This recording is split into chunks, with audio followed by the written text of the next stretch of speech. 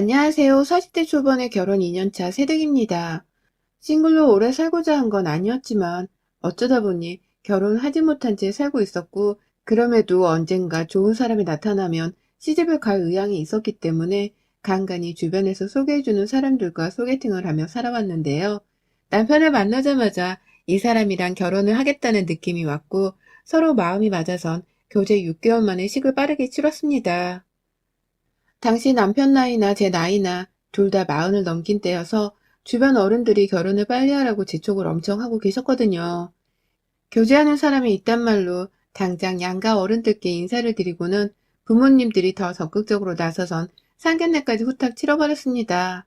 나이 마흔에 부모님 꽁무니를 졸래졸래 따라다니다 보니 어느 순간 상견례에 결혼식장까지 잡고선 제가 신부가 되어 있었네요. 뭐 그래도 배우자의 남편이 흡족스러웠기 때문에 빠르게 치러지는 결혼에 대해서 불안한 마음은 단 하나도 들지 않았어요. 당시 저는 결혼하면서 참 운이 좋다는 소리를 많이 들었어요. 시댁 사람들로부터 말이죠. 저는 당시 전문대를 졸업하고서 대기업의 비서직으로 일을 하다가 나이가 차고 더 승진을 하지 못해 방황하던 중 친구의 부탁을 받아 친구의 작은 회사에서 격리직으로 일을 하던 중이었거든요. 월급은 당연히 최소임금으로 받아서 살던 중이었고, 다행히 부모님 집이 서울 안에 있었기 때문에 따로 독립을 하지 못한 채 함께 살고 있었습니다. 월세나 전세를 찾아야 했다면 돈이 분명 많이 빠져나갔을 텐데, 집값을 전략할 수 있었기 때문에 나름 전략을 하며 돈을 모을 수 있었어요. 연애를 자주 했던 것도 아니었고, 그렇다고 막 사람들 틈에서 사교적인 것도 아니었는지라 술 마시며 나가는 돈이 없어 제 나이대에 누구나 열심히 모을 수 있는 정도의 돈을 벌어놨었고요. 반면 저희 남편은 당시 6급 공무원이었습니다. 그 당시도 지금처럼 공무원이라는 직업이 상당히 인기가 있는 직업이었고요. 그래서 당시 격리로 사는 제가 공무원 남편을 뒤늦게야 두게 되었다면서 시댁 사람들은 제 직업을 들을 때마다 상당히 남편에 대한 자부심을 드러내곤 했어요. 저도 잘 알았습니다.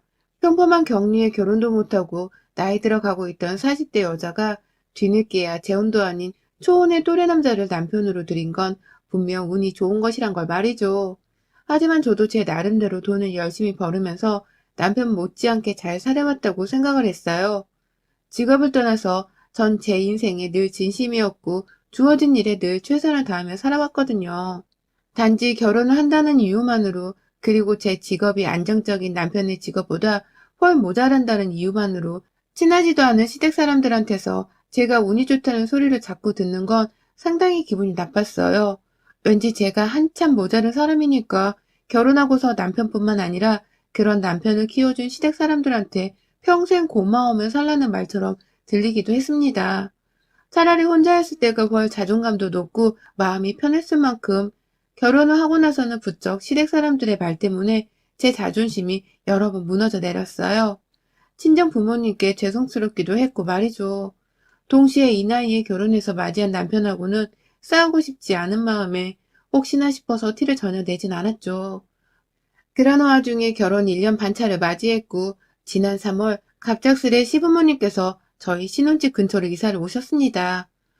저도 모아놓은 돈이 있었기에 신혼집 구할 때 남편한테 2억 정도를 보탰었고, 당시 6억 조금 넘는 아파트에 남편이 대출을 받아서는 집을 사서 신혼집을 차렸거든요. 그런데 이 아파트 바로 같은 동으로 시어머니께서 전세를 주고서 들어오신 겁니다. 사시던 집은 다른 사람한테 전세를 내놓으면서까지 말입니다. 어쩐지 한 달 전부터 계속해서 니네 동네 어떠니? 거기 살기는 좋니? 내가 늦지막히까지 끼고 살던 아들을 장가 보내놓고 나니까 마음이 편치 못하구나. 눈만 감으면 우리 아들 잘 지내나 싶어서 생각나 죽겠어 아주. 라면서 우리 동네에 대해서 물어보고 본인 아들이 보고 싶다는 소리도 계속해서 했는데 그게 다 이쪽으로 이사를 오기 위한 시어머니의 밑밥이었더라고요. 마음이 좀 불편하긴 했지만 당장에 큰 문제가 없었습니다.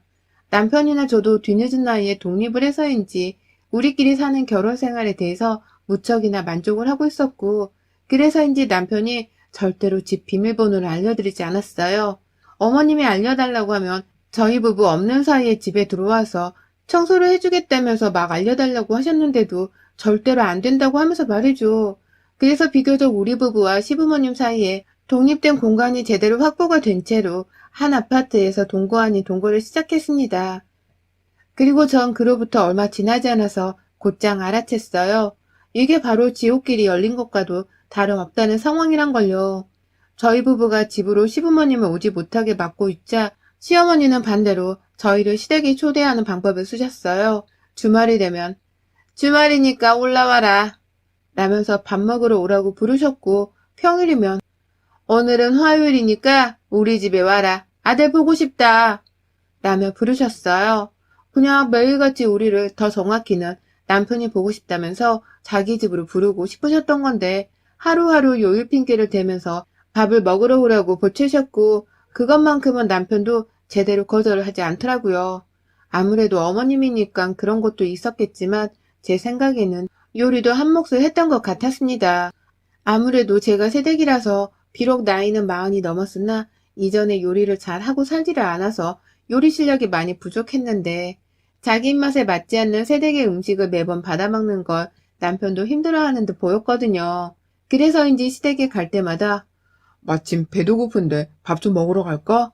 라면서 마치 시어머니의 음식을 고려한다는 듯한 표정을 지어 보이곤 했어요. 괜히 저한테는 미안했는지 요리를 하지 않아도 된다면서 좋다는 소리를 하기도 해서 저도 눈치껏 남편을 위해서 가기 싫다는 소리를 하지 않은 채 따라갔죠. 그러다 한 번은 남편이 시어머니께 엄마 이 사람의 생선 매운탕 무지 좋아해요. 그래서 우리 데이트할 적에도 매운탕 먹으러 자주 갔었는데 엄마가 솜씨 발휘 좀 해줘봐요 라고 하면서 눈치 없게 제가 좋아하는 음식을 해달라고 부탁을 한 거예요. 그냥 한 번 정도 며느리가 좋아하는 국을 하나 해달라면서 말이죠. 그리고 전 그 순간에 분명히 읽었죠. 시어머니, 내가 왜? 라는 듯한 속마음이 가득 담긴 불만 가득한 표정을 말입니다. 저도 눈치가 보인 바람에 아니에요. 그거 만들기 번거로워서 그냥 밖에서 사 먹으면 되는걸요 뭘. 라며 괜찮다고 서둘러 말을 했지만 옆에서 남편이 눈치 없게 해달라고 보채고 있으니 시어머니께서도 마지 못한다는 듯이 그래 해주마 라며 수락을 하시더라고요. 당연히 표정은 아주 떨떠름함이 한가득이었습니다. 그날 후로부터 저는 정말이지 너무하다 싶을 정도로 시댁에 가서 매운탕을 자주 얻어먹었습니다. 어머님이 정성스레 차려준 덕분이 아니라 엿먹으라는 듯이 자꾸만 만들고 퍼주시는 매운탕 때문에 정말 입안이 생선 비린내로 헐 만큼 미칠 노릇이었답니다. 매운탕 그거 제가 만들기 어렵다고 한 이유는 바로 생선 손질 때문이었어요. 하지만 마트에서 구매를 할 적부터 손질된 생선을 산다면야 요리를 하는 건 정말 쉬운 음식이었어요. 무 넣고 끓인 육수에 생선만 넣고서 간을 맞춰도 간단한 매운탕이 금방 완성되거든요. 그걸 저도 좋아하는 음식이라면서 여러 번 인터넷에서 찾아서는 레시피 따라서 요리를 해본 적이 있어서 잘 알았고요. 하지만 저는 시어머니께 무조건 만들기 힘드니까 만들어주지 않으셔도 된다며 말씀을 드렸습니다. 가뜩이나 결혼하고 나서부터 어머님이 절 그리 좋아하는 것처럼 보이질 않던 와중이었는데 며느리가 좋아하는 국까지 본인이 차려야 하냐면서 불만을 가지실까 싶었던 노파심에 걱정이 되어 한 말이었어요. 또 그걸 기회로 어머님의 짐을 덜어서 잘 보일 수만 있다면 다행인 것이었고요. 하지만 저희 어머님께서는 정말 저를 보란듯이 죽어라 매운탕을 만들어 주시더라고요. 뭐 자주 시댁을 찾아가서 자주 얻어먹은 것까지는 아니었습니다. 한 아파트에 사는 게 점점 익숙해지면서는 남편도 시댁에 올라가는 게 귀찮아진 건지 슬슬 밥 먹을 때가 되면 그냥 둘이서 배달 음식을 시켜 먹으려고 하거나 나가서 사 먹으면서 시댁을 덜 찾게 되었습니다. 그럼에도 불구하고 어쩌다 시댁에 가면 어머님은 기다렸다는 듯이 국에다가도 제 것에는 생선을 추가로 넣어선 매운탕이라며 건네주셨습니다. 더 정확히 말씀드리자면 김치찌개에도 제 것에는 생선을 따로 넣어서 가져다 주셨고 된장국에다가도 생선을 넣어선 제 것만 따로 끓여 가져다 주셨어요. 오만 국물에다가 생선 하나만 퐁당 넣고 나면 매운탕이 되는 것이었는데 중요한 건 거기다가 간도 제대로 안 하시고 비린내도 제대로 잡아주려 하지를 않으셨어요. 급기야 된장에 생선이라니. 저로서는 아무리 매운탕을 좋아한다고는 했지만 상상할 수도 없는 이상한 조합이었습니다. 맛대가리도 하나도 없었고 심지어 그 기본적인 소금간조차 제대로 해주질 않아서 제가 몇 번 억지로 받아먹다가 김치를 국물에 풀어서는 먹은 적도 있었습니다. 제 딴에 간을 맞춰보고 싶어서 말이죠. 어쩔 땐 국에서 심하게 비린내도 나서는 제가 도무지 역한 바람에 국물 한 그릇을 다 끝낼 수조차 없었는데 그러면 어머님이 꼭 저를 보고 계시다가 내가 해주는 게 그렇게 맛이 없니? 표정이 원. 라고 하면서 굉장히 기분 나쁘다는 듯이 인상을 찡그리더라고요. 그러면 저는 또 괜히 나 하나 때문에 밥상머리 분위기가 망가질까 싶어선 억지로 그걸 다 먹어냈습니다. 어쩔 때는 완전히 천사표 시어머니가 되어서는 네가 좋아했으면 좋겠구나 라고 하시면서 주구장창 먹이려고만 하니 저도 계속해서 고분고분하게 주는 대로만 받아먹게 되더라고요. 정말로 착한 며느리 짓을 하는 것 때문에 속이 터져서는 미칠 노릇이 따로 없었습니다. 그래도 뭐 거기까지는 다 좋았어요. 시어머님이 저를 위해서 정말로 신경 써주셔서 그걸 차려주시는 줄 알고서는 어떻게든 받아먹을 수 있었어요. 그러다가 하루는 남편이 곰곰이 제가 먹고 있는 생선국을 보더니만 그러더라고요. 아니, 그런데 인간적으로 너무 생선국만 주시는 거 아니에요? 라면서 말이죠. 남편이 석 달이 되도록 생선국만 주구장창 먹이는 건 좀 아닌 것 같다면서 어머님께 농담 삼아 말을 꺼낸 겁니다. 그걸 빌미 삼아서 저도 급하게 용기를 내서는 시어머니께 겨우 말씀을 드렸죠. 난 좋아요. 그런데 어머님, 이제 생선을 따로 넣어서 제국을 끓여주지 마세요. 어머님도 음식 2번 하느라 번거롭고 힘드시죠? 저 정말 아무 국이나 다 잘 먹을 수 있어요. 라면서 말을 했죠. 하지만 그 말을 계기로 시어머니는 이상한 지점에서 고삐가 풀려서는 폭주를 하기 시작하셨습니다. 제 말이 다 끝나기도 전에 이미 표정은 너무나 썩어 있었습니다. 말이 끝나자마자 해줘도 난리고 안 해줘도 난리고 뭐 어쩌라는 거지? 라면서 혼잣말을 하시더라고요. 그래서 제가 네? 라고 못 들은 척 놀란 표정을 지으며 다시 한번 묻자 아니다. 라는 단호한 말과 함께 제 앞에 놓여진 생선 국그릇을 그냥 쑥 가져다 버리시는 거예요. 그리곤 바로 싱크대 위에 국을 쏟아버렸어요. 난감하다 못해 미칠 노릇이었죠. 저 때문에 화가 난 게 분명하셨으니까요. 그리곤 그날 저는 국 한 숟갈도 얻어먹지를 못한 채로 밥과 반찬만 먹고 돌아왔는데 다음번에 다시 시댁을 찾았을 때에는 다시금 제 앞에 매운탕이 놓여져 있었습니다. 이쯤 되면 저를 엿먹이려고 하는 게 분명한지라 제가 그냥 시댁에 가지 않으면 그만이었는데 하도 오라오라 사정을 하며 남편한테 전화를 해서 설득을 하신 바람에 저는 늘 남편을 따라서 가야만 했어요. 누가 제게 바보 같다고 욕을 해도 저로서는 어쩔 수가 없었네요. 그런데 이번에 어머님께서 지난번 저와 남편이 번갈아가며 매운탕을 좀 그만 먹고 싶다는 뜻을 내비쳤음에도 불구하고 보란듯이 생선국을 끓이시더니 급기야 생선 대가리로만 국물을 만드시고는 그 대가리에서 뽑아낸 생선 눈가를 제 밥그릇에 떡하니 골라 담아주시는 게 아니겠어요? 자세히 보니 생선 살 부분은 반찬으로 나와서는 나머지 가족들이 다 나눠 먹을 수가 있었고 다만 생선 대가리 부분만이 제 앞에 놓여져 있었습니다.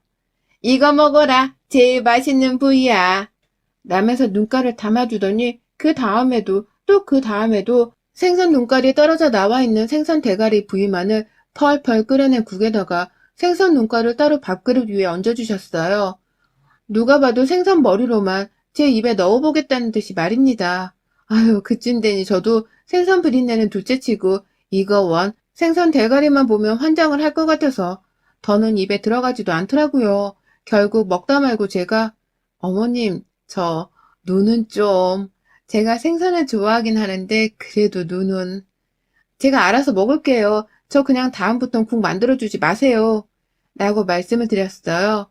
최대한 신뢰가 아니길 바라는 마음으로 제 딴에는 공손하게 매운탕 좀 그만 끓여달라고 부탁을 드린 건데 그런데 어머님이 글쎄 제 말 한마디에 바로 손찌검만 날리셨습니다. 바로 옆에 앉아있다가 저는 뭣도 모르고 시어머니의 손바닥에 등짝을 맞아버렸어요. 남편도 놀라선 엄마, 왜 말로 하면 되는 걸 때리고 그래? 라면서 제자리에서 일어나 저와 시어머니의 사이로 비집고 들어와 앉았어요. 중간에서 말리겠다는 뜻이었죠.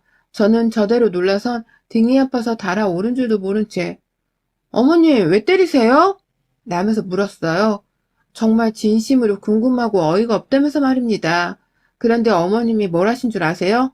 네 입에 들어가는 것 중 제일 안 아까운 게 생선 대가리랑 눈깔뿐인데 이걸 안 해달라 하면 도대체 뭘 해달란 거야? 그냥 안 와도 되는 거 굳이 꾸역꾸역 찾아와서는 대가리국을 얻어먹는 건 너인데 이제 와서 아무것도 해주지 말라고? 그럴 거면 처음부터 그냥 처먹으로 내 집에 오지 말았어야지. 라고 하면서 땡땡대며 소리를 치는 겁니다. 이 모든 것이 다 저 하나의 행동으로 인해서 벌어진 일이니 제 탓이라면서 말이죠. 그러니까 어머님의 말씀대로라면 저는 그간 어머님이 제 아무리 밥을 먹으러 오라고 부르고 찾아도 눈치껏 오지를 않은 채 남편만 시댁에 보냈어야 했더라고요. 어머님이 보고 싶어 하는 건 제가 아니라 남편이었으니까요.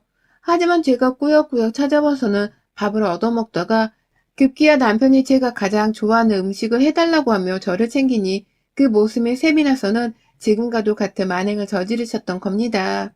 보란듯이 생선 대가리만 넣은 맛대가리 없는 생선국을 끓여주시는 걸로도 모자라서는 생선 논알을 직접 하다가 제 밥그릇 위에 얹어주면서 아주 비위를 상할 대로 상하라고 저주를 퍼붓고 있는 것이었죠.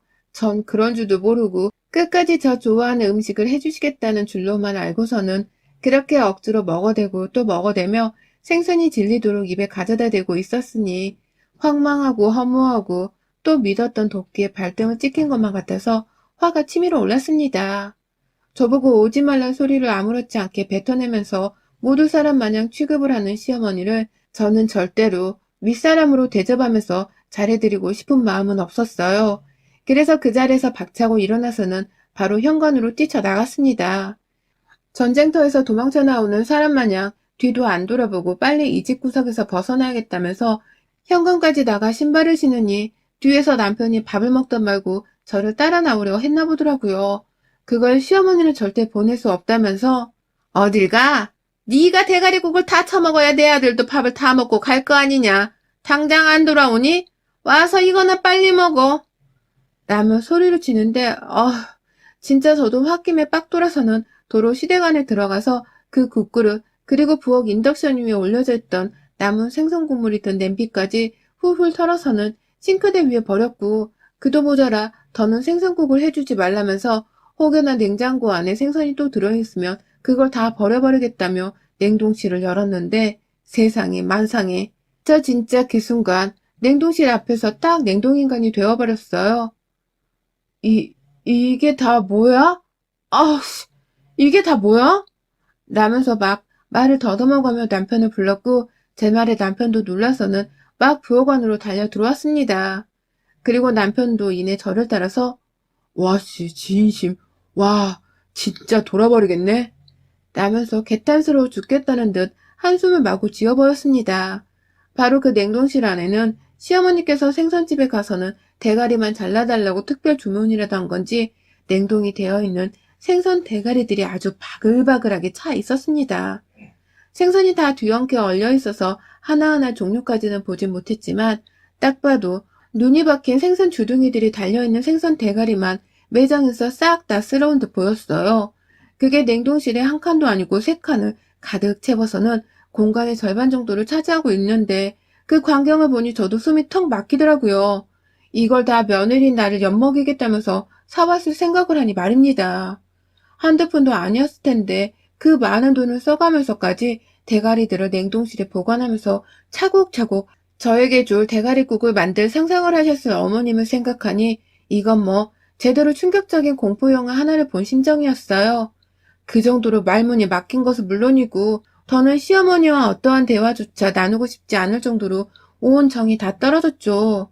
시어머니의 표정은 저희 부부만큼이나 어두워졌고 아까처럼 저한테 쓴소리를 아무렇지 않게 하던 태도는 어디로 가고 이제 와서 본인의 치부를 들켜버린 것 마냥 어쩔 줄 몰라 하셨습니다. 나도 생선 좋아해! 라는 개소리를 변명이라고 짓거리면서 억지로 냉동실 문을 닫으려 하는데 저는 그 길로 시어머니의 어깨를 밀치며 뒤도 돌아보지 않은 채 시댁을 뛰쳐나왔어요. 제가 뭐라 하지 않더라도 적잖게 충격받은 남편이 어쩔 줄 모르며 제게 미안해하던 바람에 제 뒤에서 남편이 시모를 향해 마구 화를 내더라고요. 사람 하나 바보 만드는 것도 유분수지 이게 도대체 무슨 쪽팔린 짓이냐면서 말이죠. 졸지의 시어머니는 자기 아들로부터 평생을 용서받지 못할 못난 애미가 되어버리셨고 저는 그런 남편에게 좀 더 확실히 시모와의 관계를 끊게 하고자 눈물까지도 흘려줬습니다. 보통 같으면 진짜 열불이 나서 어떻게든 화를 냈을 텐데 꾹 참아가며 여기 채널의 다른 사연자분이 하셨던 방법이 떠올라서는 억지로 울면서 충혈된 눈을 보인 채 시댁을 뛰쳐나왔어요. 그런 저를 보며 남편은 제게 미안한 마음이 들었는지 시어머니를 더욱 매몰차게 욕을 하며 절 따라오더라고요. 그 후 저희 부부는 시부모로부터 당장 떨어져 살고 싶다는 그 이유 하나만으로 이사를 가겠다며 집을 내놓으려 했습니다. 시어머니가 먼저 남편에게 본인들이 집을 나가겠다고 하더군요. 전세 들어 살고 있는 집인데 계약까지 파기하면서 저로부터 멀리 도망치고 싶으셨나 보더라고요. 본인의 집으로 들켰으니 더 이상 며느리 얼굴을 마주볼 수도 없을 테고 말이죠. 그래서 그러라고 했습니다. 제발 멀리 떨어져 살면서 이젠 서로 얼굴 마주볼 일을 좀 만들지 말자며 저도 남편에게 가능한 빨리 좀 이사 가시라고 해. 라며 결혼하고서 처음으로 발악다운 발악을 하며 화를 냈고 남편도 할 말이 없는지 알겠다며 제 눈치를 살살 보더라고요. 그리고 저는 지금 이사를 2주 정도 앞둔 시부모가 꼴보기 싫어 출퇴근도 조심스럽게 하면서 아파트 밖을 절대로 돌아다니지 않고 있습니다. 거리에서 마주치기라도 하면 생선 대가리가 생각나서 토가 나올 것 같거든요. 그래서 조금은 불편하지만 앞으로의 2주 동안만이라도 집안에 꼭 붙어 있으면서 시부모와 거리를 둬보려고요. 이 늦은 나이에 결혼을 하고서 좋은 덕만 누리며 잘 살 줄 알았더니만 살다 살다 생선 대가리 한우를 별일을 다 겪어보네요. 여러분의 생각은 댓글로 남겨주세요. 오늘도 시청해주셔서 정말 감사합니다.